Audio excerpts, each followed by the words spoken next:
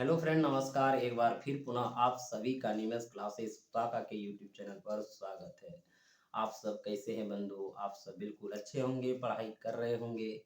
एक दुखद घटना यही है कि हमारे बांका डिस्ट्रिक्ट के एक लाल चंदन सिंह जी भारत की सेवा में शहीद हो गए। इन वीरों को भावपूर्ण श्रद्धांजलि, सत सत नमन। जय हिंद, जय भारत। इन वीर योद्धाओं की वजह से हम सब सुरक्षित हैं और आगे सुरक्षित रहेंगे। सलाम करते हैं इन वीर योद्धाओं को। तो चलते हैं बंधु, आज का जो क्लास होगा आपका एसएससी जीडी का होगा। वो भी प्रीवियस ईयर का सॉल्यूशन चल रहा है। वो भी जो आज का प्रीवियस ईयर का सॉल्यूशन होगा बंधु, 12/5/2013 के प्रथम पाली का मैथ का सॉल्यूशन होगा। इसलिए आप सब अंत तक बने रहें और सारे सवाल को आप सब आसानी से बना सकें। तो बंधु चलते हैं, देखते हैं आज का जो पहला सवाल है वह किस प्रकार से रहता है। तो चलिए बंधु, आज का जो पहला सवाल है वो 12/5/2013 के प्रथम पाली में पूछा गया प्रश्न है। और आज जो सारे सवाल होंगे यानी 12/5/2013 के प्रथम पाली के ही प्रीवियस ईयर का सारे क्वेश्चन होंगे बंधु। इसलिए आप समझिएगा कि सवाल को कैसे बनाएंगे, कैसे समझेंगे, तभी तो बंधु आप एसएससी को उखाड़ फेंकेंगे। यानी एसएससी अब की बार क्या हो जाएगा, पार हो जाएगा। इसीलिए आप सवाल को समझिए। सवाल कहता है बंधु, 5 घंटे एक साथ बजना शुरू करते हैं। जो 5 घंटे हैं यानी हमारे घंटे हैं वो एक साथ क्या होता है, बजना शुरू करते हैं और क्रमशः 6, 7, 8, 9, 12 सेकंड के अंतराल पर बजते हैं। यानी बजने का ये जो है अंतराल है। कितने सेकंड बाद वे फिर एक साथ बजेंगे। तो बंधु आपका जो समय है 6 है, 7 है, 8 है, 9 है, 12 है। इतने इतने सेकंड के अंतराल पर बजते हैं। तो कहता क्या है, एक साथ यानी पुनः द्वारा कितने समय बाद बजेंगे, कितने सेकंड के बाद बजेंगे, यानी कितने समय के बाद बजेंगे। तो वो ऐसा समय होगा जो इस समय से इस समय से इस समय से इस समय से इस समय से कट जाएंगे। तो उतने समय के बाद बंधु एक साथ बजेंगे। तो आपको बता दें एलसीएम यानी वह छोटी सी छोटी संख्या जो दिए गए सभी संख्या से कट जाए उसे क्या कहते हैं, एलसीएम कहते हैं। इसलिए वैसा समय जो सभी समय से कट जाए तो उतने समय के बाद एक साथ बजेंगे। तो बंधु इसका क्या निकालेंगे, एलसीएम निकालेंगे। LCM of 6, 7, 8, 9, 12। तो आपका क्या हो जाएंगे, वो आंसर हो जाएंगे। तो बंधु एलसीएम निकालने के भी हमारे पास तरीके हैं। इस तरीके को पकड़िए। 6 और 12 का एलसीएम 12 होगा क्योंकि 6 का गुणज क्या है, 12 है। उनके बाद आपके पास क्या है, 9 है। 9 और 12 को देख लीजिए, 3 तिया 9, 4 तिया 12 बंधु। मैक्सिमम दोनों में कटाने का काम करते हैं। 3 से कटाए 3 तिया 9, 3 से कटाए 4 तिया 12। कटेगा नहीं, कटाने का रहता और कटा देते। 9 चौक 36, 12 तिया 36, 36 हो गया बंधु। 12 आ गया, 9 आ गया, 6 आ गया। अब 7 8 बचा तो 8 लेंगे। 4 से कटाएंगे मैक्सिमम, 4 दूनी 8, 9 चौक 36, 36 दूना 72 या 9 8 72, यानी 36 और 8 का एलसीएम 72 हुआ। अब बंधु आपके पास क्या है, 7 है। 72 और 7 में कोई गुणज नहीं है। इसलिए बंधु डायरेक्ट जैसे 2 3 का एलसीएम 3 दूनी 6 होता है, उसी प्रकार 72 और 7 का जो एलसीएम निकालेंगे बंधु, दोनों को क्या कर देंगे, गुना। तो 7 दूनी 14 और 37 37 49 50, यानी 504 सेकेंड के बाद बंधु ये घंटियां जो 5 का 5 है एक बार पुनः साथ बजेंगे। तो बंधु यहाँ पे सेकंड में है और यहाँ भी जो हमारा आंसर है सेकंड में दिया हुआ है 72, 612, 504, 318।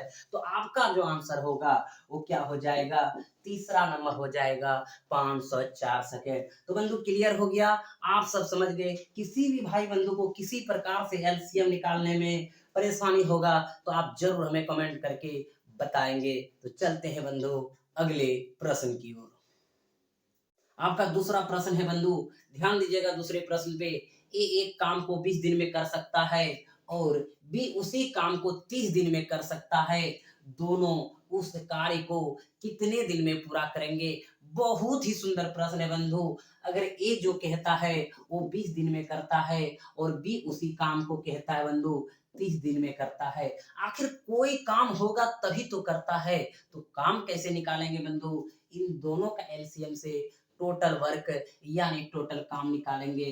तो एलसीएम जो होगा बंधु क्या होगा, 20 और 30 का 60 होगा। 20 तिया 60, 30 दूनी 60। ये जो डंडा पे है यानी लकीर पे है, ये भाग बताता है। ये दिन रहे तो एक दिन का काम, मिनट रहे तो एक मिनट का काम, सेकंड रहे तो सेकंड का काम, घंटा में रहे तो घंटा का काम बताता है बंधु। तो यहाँ पे दिन है 20 दिन 30 दिन, तो एक दिन में ये 3 भाग करेंगे और 20 जो है एक दिन में 2 भाग करेंगे, तभी तो बंधु 60 काम के लिए 30 दिन लेंगे और ये 20 दिन लेंगे। क्लियर हो गया। अगर बंधु आगे चल के प्रश्न में कहता है दोनों उस कार्य को कितने दिन में पूरा करेंगे, यानी दोनों मिलेंगे। अगर एक दिन में 3 काम करता है और बी एक दिन में 2 काम करता है बंधु, दोनों एक साथ मिलेंगे तो एक दिन में कितना काम होगा, 5 काम होगा। काम कितना है, 60 है। इसका अर्थ हो गया कि एक दिन में अगर दोनों मिलके 5 काम करते हैं, 60 काम करने के लिए कितना 60/5 होगा बंधु।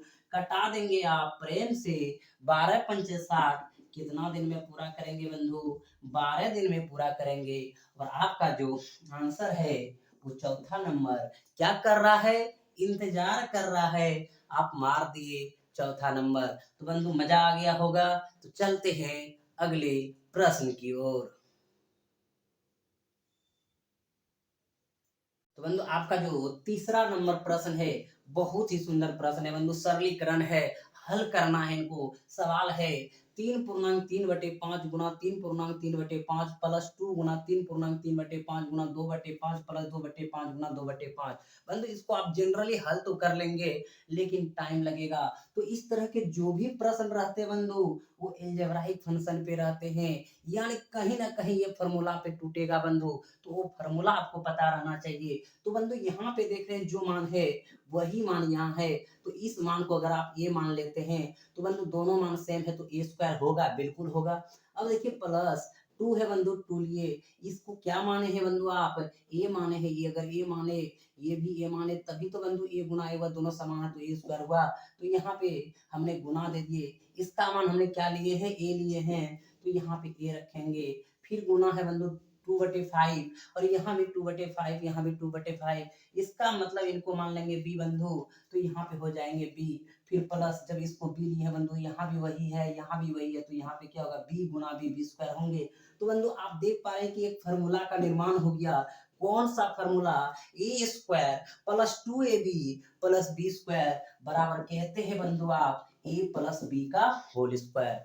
तो समझ गए बंधु, यानी ए प्लस बी का होल स्क्वायर जो होगा वो A square plus 2ab plus B square होगा। अब यही मान बंधु आप रख देंगे, यानी ए प्लस बी का होल स्क्वायर बराबर, तो ए की जगह क्या लिए हैं बंधु 3/3/5, 3/3/5 प्लस बंधु बी के जगह क्या लिए हैं 2/5, तो यहाँ पे 2/5 है, इसके ऊपर होल स्क्वायर है तो होल स्क्वायर कर दीजिए। अब बंधु कहीं कोई दिक्कत नहीं है, ये पूर्णांक आप तोड़ सकते हैं। 5 या 15 दिन कितना 18/5 प्लस 2/5 का होल स्क्वायर। अब बंधु इसको हल करिए, 5 5 का एलसीएम कितना होगा 5 होगा, 18 और 2 कितना होंगे बंधु 20 होंगे, इसका होल स्क्वायर कर दीजिए। अब इनको हल कर लीजिए आप जैसे भी करना चाहते हैं बंधु।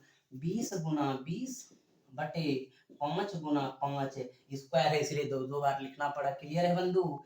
5 चौक 20, 5 चौक 20, 4 चौक कितना हो गया 16 हो गया। यानी जो आपका आंसर होगा वो क्या होगा 16 होगा। और आपका जो आंसर है कितने नंबर ऑप्शन में है बंधु, दूसरा नंबर ऑप्शन में है। तो इस प्रकार के जो भी प्रश्न आएंगे बंधु सबसे पहले देखेंगे कि कौन से अलजेब्राइक फंक्शन पे काम कर रहा है, कौन सा फार्मूला एडजस्ट होगा, उसके बाद आप डायरेक्ट इनको बना लेंगे। तो बंधु समझ गए। चलते हैं अगले प्रश्न की ओर। तो चलिए बंधु आपका जो है चौथा नंबर प्रश्न है, निम्नलिखित का मान ज्ञात कीजिए, यानी मान ज्ञात करना है इतना का। तो बंधु कैसे इसको ज्ञात करेंगे ध्यान दीजिएगा। यहाँ पे है √156.25, फिर √0.0081, फिर √0.0361, यहाँ पे प्लस यहाँ पे माइनस, आप सवाल को देख पा रहे हैं। तो बंधु एक चीज बता दें, वर्गमूल जो निकालते हैं कैसे निकालते हैं पॉइंट वाला, उनको जानना है। अगर रूट के अंदर 4 अंक के बाद पॉइंट है तो बाहर निकलेगा रूट से तो 2 अंक के बाद पॉइंट होंगे। यहाँ भी 4 अंक के बाद है, बाहर निकलेंगे 2 अंक के बाद पॉइंट होंगे। यहाँ भी बंधु 2 अंक के बाद पॉइंट है तो बाहर निकलेंगे 1 अंक के बाद होंगे। क्लियर है, आप समझ गए बंधु। अब डायरेक्ट देखेंगे जो अंक है उसका वर्गमूल क्या होता है। तो बंधु हमारे पास क्या है 156 25, पॉइंट को बाद में देख लेंगे कि क्या करना है। बंधु यहाँ देखेंगे दाहिने तरफ से यानी लास्ट की तरफ से 2 अंक पर क्या करना है, घेरा लगा देना है। घेरा इसीलिए लगा देंगे बंधु क्योंकि वर्गमूल में 2 अंक का पेयर लगता है तो घेरा लगा दिए। और 1 से लेकर के बंधु 10 तक का अगर स्क्वायर करेंगे देखेंगे कि 5 किस में लास्ट में है, तो 5 एक ही ऐसी संख्या बंधु जिसका लास्ट में क्या होता है 5 होता है। अगर 5 का स्क्वायर करेंगे 25 होगा, लास्ट में क्या है 5 है, यानी इस 5 के लिए 5 आया होगा तो ये 25 के लिए बंधु क्या हो जाएंगे, सिर्फ हमारा 5 हो जाएंगे। यानी यहाँ 5 लास्ट देखना, पूरा नहीं देखना, लास्ट देखना, बल्कि हम डबल अंक पेयर लगा लेते हैं बंधु। अब हमारे पास जो संख्या बचा कितना 156, अगर बार देखते हैं 156 बंधु किन दो संख्याओं के बीच स्क्वायर है। अगर हम 12 का स्क्वायर करते हैं बंधु क्या होता है 144 होता है। अगर 13 का स्क्वायर करते हैं 169 होता है। और 156 बंधु क्या हमारा बीच में, एकदम वर्गमूल निकालने सीख लीजिए बंधु। तो हम जब भी कहेंगे बंधु कि नीचे वाला आदमी से मिलते हैं तब जाके ऊपर वाला आदमी से मिलते हैं। अगर आपको राष्ट्रपति से जाके मिलना है बंधु तो सबसे पहले उनके सेक्रेटरी से मिलेंगे तभी जाके मिलेंगे, यानी नीचे ही मिलना होगा। यानी 156 से नीचे कौन 144, और 144 के बदले क्या आया है 12 आया है, तो यहाँ हो जाएंगे 12 यानी 125। यानी इनका जो मान हो जाएंगे बंधु वो हो जाएंगे 125। और आपको बताए कि 2 अंक के बाद अगर पॉइंट रहे तो बाहर निकलेगा 1 अंक के बाद पॉइंट हो जाएगा। क्लियर हो गया। अब बंधु यहाँ पे देख लीजिए, ये तो अब आसान है क्योंकि 81 का जो वर्गमूल होगा बंधु क्या आएंगे 9 आएंगे। और यहाँ पे 4 अंक के बाद पॉइंट है, देखिए 1 2 3 4, तो बाहर निकलेंगे 2 अंक के बाद पॉइंट होंगे। क्लियर है बंधु। फिर यहाँ माइनस का चिन्ह माइनस दीजिए। 361 का अगर वर्गमूल निकालेंगे बंधु तो देखिएगा रूल से निकालेंगे तो निकल जाएगा ऐसे 19 19 361 19 होगा। अगर 19 होगा बंधु और यहाँ पे देख रहे हैं कि 4 अंक के बाद पॉइंट है तो बाहर निकलेगा 2 अंक के बाद पॉइंट होंगे, इतना तो होंगे। लेकिन किन्हीं भाई बंधु को लगेगा सर कैसे दिखाइए, तो बना करके देखिए बंधु। हमने बोले कि इसका हम क्या करेंगे घेरा लगा देंगे 2 अंक। तो बंधु 1 का स्क्वायर करेंगे 1 होगा, और 9 का स्क्वायर करेंगे तो भी क्या होगा 1 होगा। यानी लास्ट में 81 होता है बंधु, लास्ट में 1 है, इसमें 1 है, यानी कि या तो 1 वाला आंसर होगा या तो 9 वाला होगा। अब बंधु 3 देखेंगे 3 स्क्वायर के बीच में है, 1 का स्क्वायर करते हैं 1 होता है, 2 का स्क्वायर करते हैं क्या होता है 4, और यहाँ पे कितना 3, और नीचे वाले का लेंगे 1, 1 के लिए क्या है 1। जब 11 होगा या तो 19 होगा। अगर बंधु यहाँ पे देखिए इसको गुना करेंगे 1 का स्क्वायर 2 का स्क्वायर 2 क्या हो गया 1 का स्क्वायर 1 है बंधु यहाँ पे, और 2 का स्क्वायर 4 है, तो जो 1 है और ये जो 2 है दोनों को गुना करिए, 1 गुना 2 करेंगे 2, 2 से बंधु 3 हमारा जो यहाँ है वो बड़ा है कि छोटा, तो 2 से ये 3 बड़ा है तो बड़ा वाला क्या हो जाएंगे 19 हो जाएंगे, तो इसलिए हम यहाँ पे 19 रख दिए। अगर किसी भी भाई बंधु को अगर कहेंगे सर वर्गमूल आप शॉर्ट में बताइए तो हमें जरूर कमेंट करिएगा, एक दिन वीडियो जो है हम वर्गमूल का डाल देंगे आपको, आप आसानी से सारे का सारे समझ जाएंगे बंधु। अब देखिए यहाँ तो आप आसानी से कर लेंगे क्योंकि पहले जोड़ेंगे उसके बाद घटाएंगे, क्योंकि आप पढ़े रहते हैं बोर्ड मास। तो बंधु जोड़ दीजिए, जोड़ने का तो सबको आपको पता है। देखिएगा जोड़ते कैसे हैं 12 पॉइंट है 5 बंधु यहाँ पे लिख दिए 5, उनके बाद देखिए पॉइंट के सामने पॉइंट लिख दीजिए, उनके बाद 0 और 9 लिख दीजिए। एकदम जोड़ने जानते हैं, ये यहाँ 5 हो जाएंगे बंधु, यहाँ हो जाएंगे 12.59, तो यहाँ पे लिख सकते हैं 12.5। डायरेक्ट भी कर सकते थे बंधु, लेकिन आपको प्रॉब्लम ना हो, आपके साथ कोई समस्या ना हो तो कैसे घटा देंगे बंधु, पॉइंट क्या हो जाएंगे 1। अब देखिए यही घटा दीजिए, साथ ही साथ पॉइंट दे दीजिए 19 घटा दीजिए, 9 में 9 0, 5 में 1 गया 4 बंधु, यहाँ पे क्या 12 यानी 12.40, यानी कि कह सकते हैं इसको 12.4, जो कि ऑप्शन नंबर कितना में है तीसरा में है। तो बंधु आप समझ गए, इस प्रकार के प्रश्न को हल कर लेंगे, इससे कितना बड़ा भी प्रश्न क्यों ना रहे बंधु, तो पॉइंट वाला जो भी वर्गमूल होगा वो आपका आसानी से बनेगा। तो चलते हैं बंधु अगले प्रश्न की ओर। चलिए बंधु आपका 5वां नंबर जो सवाल है वो क्षेत्रमिति से है, और इस तरह के सवाल को हल करेंगे बंधु तभी तो आपके एसएससी जीडी एवरी खड़ जाएंगे, यानी पार कर जाना है। तो इस तरह के सवाल को आपको बनाना ही होगा, समझना ही होगा बंधु। तो समझिए क्या कह रहा है कि एक ठोस गोले को गलाया जाता है, गलाने का मतलब है पिघलाया जाता है, और लंब वृत्ताकार शंकु में ढाला जाता है। लंब वृत्ताकार शंकु का मतलब है बंधु, यानी आधार उसका वृत्ताकार है, और वृत्त के साथ लंबाई ऊंचाई के साथ किसी बिंदु को प्राप्त करना, वही तो शंकु है। कहता है जिसकी आधार त्रिज्या गोले की त्रिज्या के बराबर होगी। इस प्रकार बनाए गए शंकु की ऊंचाई और त्रिज्या यानी शंकु की ऊंचाई और उसी का त्रिज्या का अनुपात क्या होगा। तो बंधु देखिए हम इसका फिगर बनाते हैं, ध्यान दीजिएगा। ये हमारा क्या है, गोला है। ये हमारा क्या है, गोला है। और इसी को गलाएंगे यानी पिघलाएंगे। पिघलाने के बाद कहता है लंब वृत्ताकार शंकु में ढाला जाता है। आखिर शंकु कहाँ से आया, इसको समझना है। तो बंधु शंकु जो हमारा आया है वो समकोण त्रिभुज से आया है। यही तो समझ लिए तो हो गया बंधु। और समकोण त्रिभुज जैसे होता है ये 90 डिग्री होता है, और पाइथागोरस बिना निमंत्रण का पहुंच जाता है और कहता है कि भैया कर्ण का स्क्वायर बराबर लंब स्क्वायर प्लस आधार स्क्वायर, यानी दो भुजा के वर्गों का, जो दो भुजा के वर्ग का स्क्वायर करें उनका योग तीसरी भुजा के क्या होते हैं, बराबर होती हैं।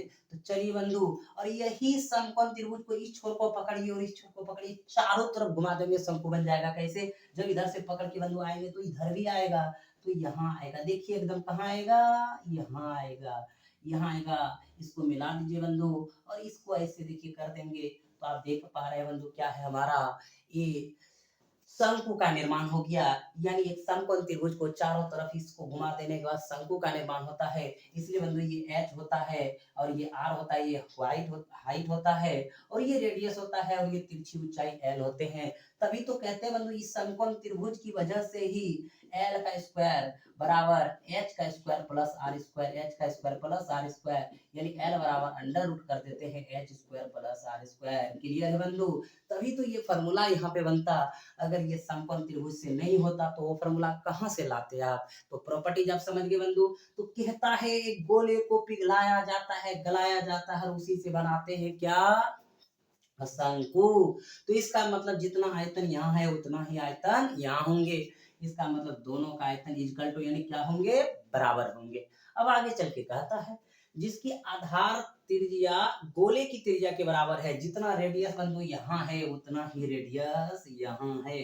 सेंटर से परिधि के बीच की दूरी को क्या कहते हैं, रेडियस कहते हैं। आगे चल के कह रहा है शंकु की ऊंचाई और उनकी त्रिज्या का अनुपात चाहिए। तो जो त्रिज्या यहाँ है वही यहाँ है, कोई दिक्कत नहीं है। तो बंधु आप जानते हैं गोले का आयतन क्या होता है, 4/3 पाई आर क्यूब, और इसका होता है 1/3 पाई आर स्क्वायर एच। और आप बंधु जानते हैं यहाँ पे पाई और पाई क्या बराबर रहे तो कैंसिल, 3 कैंसिल। बंधु यहाँ दोनों त्रिज्या बराबर है, तो आर स्क्वायर और यहाँ पे आर क्यू कटाएंगे तो एक आर बच जाएगा यहाँ पे। अब देखिएगा क्या बचा, यहाँ 4r हो गया, उधर क्या बच गया बंधु, h बच गया। और आप जानते हैं इधर का अनुपात इधर 1 छिपा हुआ है, इधर का अनुपात इधर। तो आपको पहले ऊंचाई कह रहा h, उसके बाद कह रहा त्रिज्या r। तो h का मान 4 हो जाएंगे और r का मान बंधु क्या हो जाएंगे, 1 हो जाएंगे। यानी 4 अनुपात क्या होगा, 1 होगा। जो आपका आंसर इंतजार कर रहा है, कितना नंबर ऑप्शन, चौथा नंबर ऑप्शन। क्लियर हो गया बंधु, समझ गए। इनका जो था आयतन, इनको पिघलाने के बाद बंधु शंकु में बना, इसलिए दोनों का आयतन बराबर था, दोनों का मान रख दिए तो हमारा क्या हो गया, आंसर हो गया। क्लियर हो गया बंधु। चलते हैं अगले प्रश्न की ओर। अगला जो प्रश्न है बंधु आपका वो छठा प्रश्न, और ये छठा प्रश्न बंधु क्षेत्रमिति से ही है, बहुत ही सुंदर प्रश्न है। और इस प्रश्न को आप समझिए कहता क्या है, यदि त्रिभुज एबीसी बी पर समकोण है और यदि उसकी ए बी तथा बी सी भुजाएं क्रमशः 15 सेंटीमीटर और 20 सेंटीमीटर है तो उसकी परित्रिज्या क्या होगी। जैसे बंधु परित्रिज्या कह दिया तो समझ लिए परिवृत्त, और परिवृत्त जैसे कह दिया यानी उसके अंदर कौन है, समकोण त्रिभुज है। तो बंधु इसको हम निर्माण करेंगे समकोण त्रिभुज का। तो देखिएगा कैसे, ये बंधु इस प्रकार समकोण त्रिभुज है, और कहता है ये त्रिभुज ए बी सी में बी आपका क्या है बंधु, 90 डिग्री है, यानी समकोण का मतलब 90 डिग्री बंधु। यहाँ पे बी पर समकोण का मतलब ही हुआ 90 डिग्री। और कहता है यदि उसकी ए बी तथा बी सी भुजाएं क्रमशः, क्रमशः का मतलब पहले का पहला दूसरा का दूसरा बंधु। तो ए बी का मान कितना है यहाँ पे 15 सेंटीमीटर, और आपका BC का मान कितना है 20 सेंटीमीटर है। अब आपको कहता है कि परित्रिज्या क्या होगी। तो बंधु आपका जो सेंटर होता है यानी कि परिवृत्त जो समकोण त्रिभुज अंदर में है बंधु, यानी कि उस वृत्त का सेंटर क्या होगा ये जानना है। यानी जो हमारा समकोण त्रिभुज का कर्ण होता है यानी बड़ी भुजा होता है उसका मध्य बिंदु यानी बीचों बीच जो आपका यानी बिंदु होगा बंधु, वो आपका ये परिवृत्त जो हमारा वृत्त है उसका सेंटर काम करेंगे। यानी इधर भी रेडियस, इधर भी रेडियस, इधर भी रेडियस, इधर भी रेडियस, यानी जो सेंटर होगा वो वृत्त का क्या होगा समकोण त्रिभुज के जो कर्ण भुजाएं होते हैं उसका मध्य भाग। क्लियर है बंधु। अब आपसे यहाँ से पता चल रहा होगा कि अगर ये कर्ण का मान निकाल लेंगे, जैसे कर्ण का मान निकालेंगे और मध्य बिंदु पर बंधु कहता है जाकर के इसका सेंटर होता है, तो इन कर्ण को अगर दो भागों में बांट देंगे तो हमारा वो क्या कहलाएगा रेडियस निकल जाएगा। यानी यहाँ से यहाँ दूरी रेडियस कहलाएंगे। यानी कर्ण की भुजा को आधा कर देंगे तो हमारा परिवृत्त की त्रिज्या यानी रेडियस निकल जाएंगे बंधु। क्लियर है। तो आप क्या निकालेंगे कर्ण निकालेंगे। और आप जानते हैं बंधु समकोण अगर त्रिभुज रहता है बिना निमंत्रण का कौन पहुंचता है पाइथागोरस सर कहता है h स्क्वायर बराबर p square plus b square. Clear. अब बंधु h बराबर निकालेंगे तो root under p square plus b square. अब यहाँ पे देखिए बंधु ये p का मान कितना है 15, तो 15 का स्क्वायर करेंगे और b का मान कितना है बंधु 20, 20 का स्क्वायर करेंगे। अब देखिएगा 15 225 होगा और प्लस 20 57 400 होगा बंधु। और इनको 4 2 625 होगा और 625 का वर्गमूल बंधु 25 25 625 यानी 25 होगा। अगर ये भुजा बंधु कर्ण हमारा जो है 25 सेंटीमीटर निकल गया तो कर्ण के आधी को ही क्या कहते हैं परिवृत्त की त्रिज्या कहते हैं। इसमें 2 से बंधु भाग दे देंगे यानी 12.5 सेंटीमीटर क्या हो जाएंगे उस समकोण त्रिभुज जो कि एक वृत्त के अंदर है यानी वो परिवृत्त की त्रिज्या हो जाएंगे बंधु कितना 12.5 सेंटीमीटर। क्लियर हो गया। आप समझ गए बंधु। किसी को कोई डाउट कोई परेशानी, अगर परेशानी है तो हम दूसरे नियम से भी बनाएंगे बंधु सेकेंड लॉ से।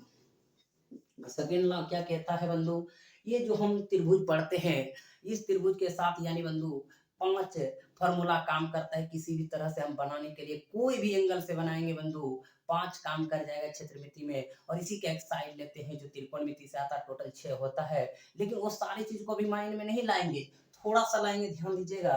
यानी परिवृत्त के संबंध में किसी भी त्रिभुज का अगर क्षेत्रफल निकालते हैं बंधु, त्रिभुज का क्षेत्रफल किसी भी त्रिभुज का बात कर रहे हैं ध्यान दीजिएगा, तो वो डायरेक्ट निकालेंगे बंधु। किसी भी त्रिभुज का क्षेत्रफल निकालेंगे तो क्या लिखेंगे किसके संबंध में परिवृत्त के संबंध में, किसकी परित्रिज्या के संबंध में बंधु। यही ध्यान को रखना है परिवृत्त के संबंध में। तो क्या होगा यहाँ पे दिखेगा a Guna b Guna c बटे क्या होगा 4r होगा। यानी a Guna b Guna c क्या है abc क्या है वो त्रिभुज की भुजाएं हैं बंधु। तो त्रिभुज का क्षेत्रफल जो निकालेंगे वो हम कैसे निकालेंगे ध्यान दीजिएगा।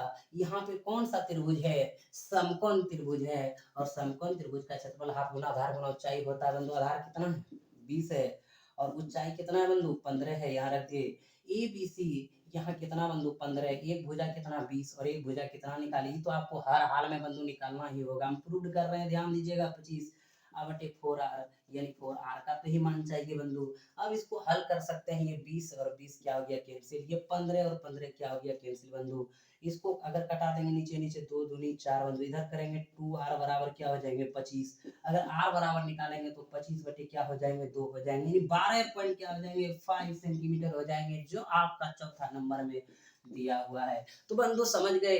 अगर आप इसको बाय मेथड से आएंगे तो आप ऐसे बनाएंगे। ये भी फार्मूला हम प्रूव करते हैं बंधु, जब क्षेत्रमिति का क्लास स्पेशल चलेगा वहां पे फार्मूला हम प्रूव कर देंगे।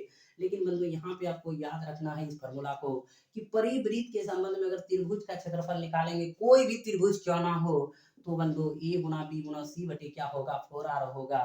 यानी कि पहली भुजा गुना दूसरी भुजा गुना तीसरी भुजा बटे 4r। और यहाँ पे हम क्या करेंगे रेडियस निकाल लेंगे, परिवृत्त की क्या निकालेंगे त्रिज्या निकालेंगे।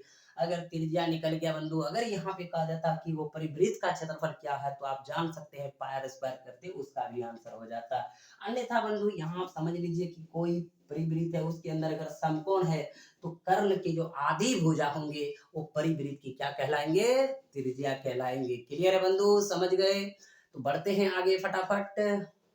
चलिए बंधु अगला प्रश्न देखते हैं। प्रश्न नंबर क्या है? 7वां है।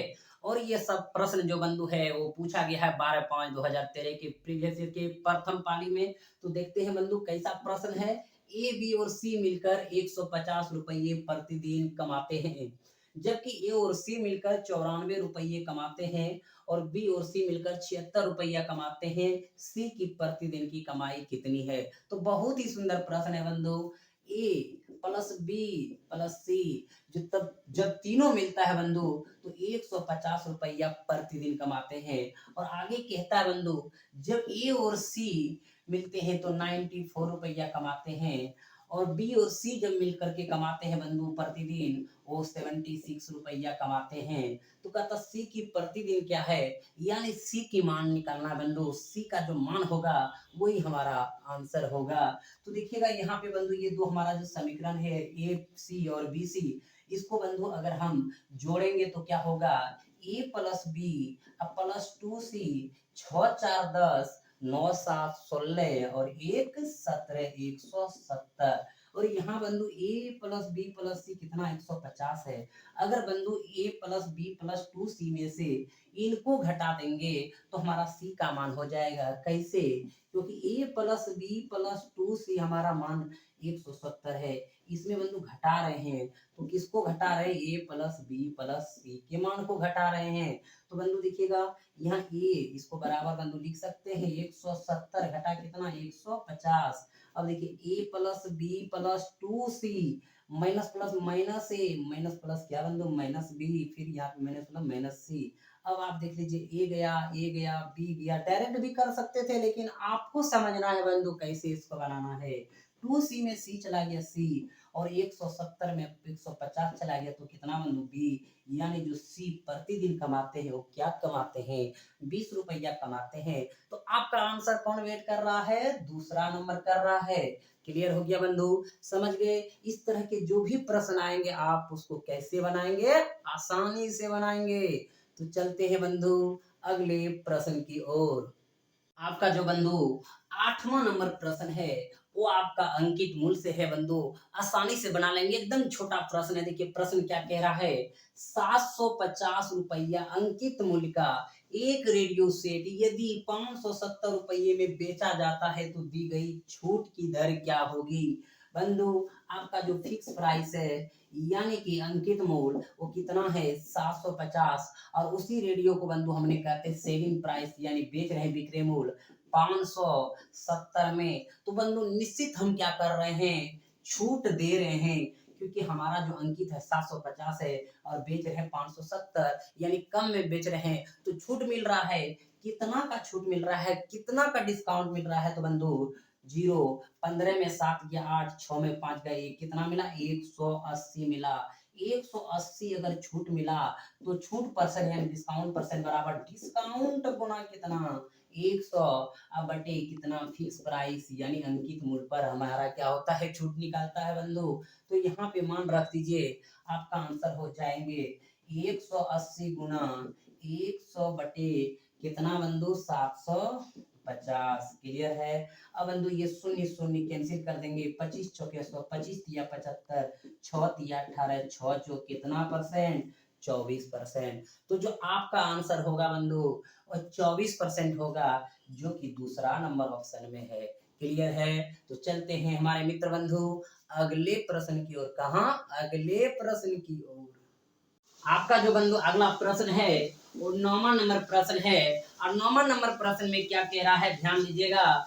यदि कमीज की लागत 20% की छूट देने के बाद 64 रुपये आती है तो इसकी मूल लागत कितनी थी। बंधु कोई भी मूल लागत कितना परसेंट होता है बंधु, 100% होता है। अगर उस पर 20% छूट देंगे तो कितना देंगे बंधु 80, और यही 80 देने के बाद कहता है कितना आते हैं 64, यानी 80 बराबर क्या हो जाएंगे बंधु 64 हो जाएंगे। तो इसकी मूल लागत कितनी थी, तो मूल लागत कितनी थी बंधु 100। तो 100 बराबर 64 बटे 80 गुना 100, कटा देंगे बंधु 0 0 कैंसिल, 80 80 64, 8 दही 80 यानी कितना रुपया बंधु 80 रुपया। और आपका जो ऑप्शन है वो कितने नंबर पे है, दूसरा नंबर पे है। क्लियर हो गया बंधु? चलते हैं अगले प्रश्न की ओर। आपका जो अगला प्रश्न है बंधु, 10वां नंबर, बहुत ही सुंदर प्रश्न है। अंकित, मूल, लाभ और छूट सबका चर्चा है, इसलिए बंधु समझिएगा इस प्रश्न को आप कैसे बनाएंगे। अगर इस प्रकार के प्रश्न को आप हल कर लिए बंधु तो एसएससी जीडी अब की बार नहीं रुकेगा। तो बंधु कैसे इसको समझेंगे, ध्यान दीजिएगा। एक व्यापारी अंकित मूल्य पर 10% की छूट देता है, अभी भी उसे लागत मूल्य पर 17% का लाभ होता है। यदि वो अंकित मूल्य पर बेचता है तो लाभ का परसेंट क्या होगा। तो बंधु यहाँ पे जब 10% छूट देता है तो भी 17% का लाभ होता है। यानी जब अंकित मूल्य पर बेचेगा यानी छूट नहीं देगा तो कहता लाभ, यानी 17 से अधिक लाभ होगा बंधु। तो 27, 33, 30, 19 सब है, 17 से अधिक है तो अंदाजा भी आप नहीं लगा सकते। तो बनाएंगे कैसे बंधु? एक प्रॉपर्टी है, इसको समझिएगा। एफपी यानी फिक्स प्राइस यानी कि अंकित मूल्य, इसको हम सूची मूल्य भी कह सकते हैं। सेलिंग प्राइस यानी विक्रय मूल्य और सीपी यानी कॉस्ट प्राइस क्रय मूल्य बंधु। एफपी से सीपी हम डायरेक्ट नहीं जा सकते हैं, तो बंधु इसका सहारा लेता है कौन? एसपी बॉर्डर का काम करता है। और उसके बाद एसपी से हम कहा जाएंगे सीपी। एफपी से एसपी जाएंगे तो बंधु डिस्काउंट परसेंट के साथ जाएंगे, और एसपी से जब सीपी जाएंगे प्रॉफिट या लॉस परसेंट के जाएंगे। किससे जाएंगे? प्रॉफिट या लॉस परसेंट के साथ जाएंगे। अब सवाल पे जाते हैं बंधु। सवाल क्या कहता है? एक व्यापारी अंकित मूल्य पर 10% की छूट देता है। अगर 100 बंधु हमारा अंकित मूल्य है, 10% का अगर छूट देगा तो कितना में बेचेगा? 90। और यही जब 90 में बेचता है तो बंधु कहता है 17% का लाभ होगा। तो जब 17% का लाभ होगा किसी वस्तु को कितना में बेचना? 117 में बेचना। और यही 117 बराबर कितना बंधु? 90। हमको चाहिए सीपी, तो सीपी बंधु कितना? 190 बटे 117 गुना बंधु 100, कटा देंगे 10 नमा 90, 9 से कटा रहे बंधु, 9 एका 9, यहाँ कितना बचा? 2, 9 तिया 27। यानी कह सकते बंधु हमारा जो है 1000 बटे कितना हो गया? 13 हो गया। यानी जो सीपी हमारा है वो 1000 बटे 13 है। तभी तो लाभ परसेंट निकाल पाएंगे बंधु। यदि आपका क्रय मूल्य पता चल जाए और कहता है किस पर बेचना है? अंकित मूल्य पर, तो हमारा जो बेचने का है वो 100 है बंधु, और हमारा जो कॉस्ट प्राइस है कितना है? 1000 बटे कितना है? 13 है। तो अनुपात ले लेंगे बंधु तो कटाना आसान होगा। इसको गुना करेंगे इधर 1300 हो जाएंगे, और इसको इधर रखेंगे तो क्या हो जाएंगे बंधु? 1000 हो जाएंगे। यानी जो हमारा बेचने का है वो 1300, खरीद पड़ रहा है कितना? 1000। कितना का लाभ बंधु? 300 का लाभ हो रहा है। लाभ परसेंट चाहिए, प्रॉफिट परसेंट चाहिए। 300 गुना 100, प्रॉफिट गुना 100 बटे क्रय मूल्य। क्रय मूल्य बंधु कितना है? 1000 है, 1000 रख देंगे। डबल जीरो यहाँ कैंसिल, 0 0 यहाँ कैंसिल। कितना परसेंट बंधु? 30%। कितना परसेंट? 30%। यानी जो लाभ होगा वो क्या होगा? 30% होगा। लेकिन बंधु ये हम आपको प्रॉपर्टी से बताए, इस प्रकार को आप बना ही लेंगे बंधु। लेकिन कहेंगे सर इतना बनाएंगे तो हमारे पास क्या है? टाइम नहीं है। तो टाइम नहीं है तो हमारे पास तो है बंधु, हम भी बताएंगे इस विधि से, और अगले भी आपके विधि से बताएंगे बंधु, जिसके लिए टाइम नहीं है। तो देखिए यहाँ पे टाइम नहीं है तो कौन लाओ? Second law. कौन लाओ? सेकेंड लॉ नियम। बंधु कह रहा है क्या? एक व्यापारी अंकित मूल्य पर 10% की छूट देता है, अभी भी उसे लागत मूल्य का 17% का लाभ होता है। बंधु जब 10% का छूट देता है कितना बेचता? 90। और कहता 17% का लाभ होता है तो कितना बेचेंगे? 117 में, यानी 90 बराबर 117। कहता यदि वो अंकित मूल्य पर बेचता, अंकित मूल्य पर बेचता यानी 100 में बेचता बंधु, 10% को छूट नहीं देता। अगर 100 में बेचेंगे बंधु कितना होगा? तो 117 बटे 90 अब गुना 100। क्लियर है बंधु? 0 0 कैंसिल, इसको कटा देंगे 13 नमा 17 से, यानी बंधु कितना? 130। अब देखिएगा यहाँ पे जब 90 में बेचा तो 117 हुआ, यानी 17% का लाभ हुआ। 100 से 17 ज्यादा है। जब बंधु अंकित मूल्य पर बेचेगा यानी 100 में बेचेगा तो कितना ज्यादा है? 100 से 30 ज्यादा है, इसलिए कितना परसेंट का लाभ होगा? 30% का लाभ होगा। क्लियर हो गया बंधु? समझ गए? किसी को कोई दिक्कत? अगर कोई दिक्कत नहीं है तो बंधु इसी को हम तीसरे लाभ से बताएंगे, तब तक आप इसको क्या कर लेंगे? स्क्रीनशॉट कर लेंगे। आपको एक तरीका यहाँ, दूसरा तरीका फिर से रिवीजन करा देते हैं। अगर 10% का बंधु छूट दिए, 90 में बेचेंगे, 17% का लाभ हो रहा है, 117 हुआ। 90 बराबर 117 का अंकित मूल्य पर ही बेचिए, यानी 100 में बेचिए, छूट मत दीजिए। तो बंधु 100 बराबर कितना? 90 बराबर 117, तो 100 बराबर 117 बटे 90 गुना 100, 130 हुआ। यानी जब 100 में हम बेच रहे हैं बंधु तो 130 हो रहा है, यानी 30 कितना 100 से ज्यादा है? 30 ज्यादा है तो 30% का लाभ हुआ। तो बंधु हमारा किसी भी वस्तु का क्रय मूल्य हम 100 से लेकर के भी बना लेते हैं, यहाँ से भी बनाते हैं, सारे तरीके से बना लेंगे। तो बंधु हमारा जो अगला नियम है वो तीसरा नियम क्या है, ध्यान दीजिएगा, किसी को कोई दिक्कत नहीं हुआ होगा बंधु, आप इनको समझ गए होंगे आसानी से। अब तीसरा लॉ क्या है वो भी आप जान लेंगे, और जैसे जान लेंगे तो समझिए इजी हो जाएगा तीसरा लॉ बंधु। तीसरा लॉ, थर्ड लॉ देखिएगा, थर्ड लॉ क्या है कि हमने बंधु अंकित मूल्य जो है हम क्या मान लिए, अंकित मूल्य मान लिए x, क्या मान लिए, x मान लिए, और सीपी हम क्या मान लिए बंधु, 100 मान लिए। सीपी 100 इसीलिए मान लिए बंधु, अगर 17% लाभ पर बेचेंगे तो कितना बेचेंगे, 117 में 100 से जितना ज्यादा होगा उतना लाभ होगा, तो उतना हम अधिक में बेचेंगे भी। अब देखिएगा, अगर अंकित मूल्य बंधु x है, ठीक है, कहता 10% छूट देता है, तो कितना बेचे, 90, 90 बटे कितना हो गया, 100, और यही बेचने का मतलब है, कहता 17% का लाभ होता है। अगर हमारा क्रय मूल्य 100 है, 17% का लाभ हो रहा है, कितना बेच रहे हैं, 117, यानी x का 90 बटे 100 बराबर कितना हो जाएंगे, 117 हो जाएंगे। तो अब इसको हल कर सकते हैं, 0 0 कैंसिल, 13 17 से x बराबर 130 हो गया बंधु। अगर देखिएगा ये x का मान 130 हो गया, और कहता है क्या, यदि वह अंकित मूल्य पर ही बेचता, यानी अंकित मूल्य जो है 130 पर ही बेचता, तो कहता लाभ कितना होगा बंधु, सीपी कितना था 100, 100 से कितना अधिक है 30, तो कितना परसेंट का लाभ, 30% का लाभ। क्लियर हो गया बंधु, आप इधर से भी समझ सकते हैं। फर्स्ट लॉ, सेकेंड लॉ, तीसरा लॉ भी हो गया। अब बंधु अब जब भी आपका सवाल आएगा इस प्रकार से किसी भी नियम से बनाएंगे, आपका आंसर क्या होगा, सही होगा। तो बंधु आज का क्लास कैसा लगा आप जरूर हमें कमेंट करके बताइए। अगर अच्छा लगा हो तो लाइक और शेयर जरूर कीजिए, साथ साथ सब्सक्राइब भी कर दीजिए, और अपना प्यार बंधु देते रहिए।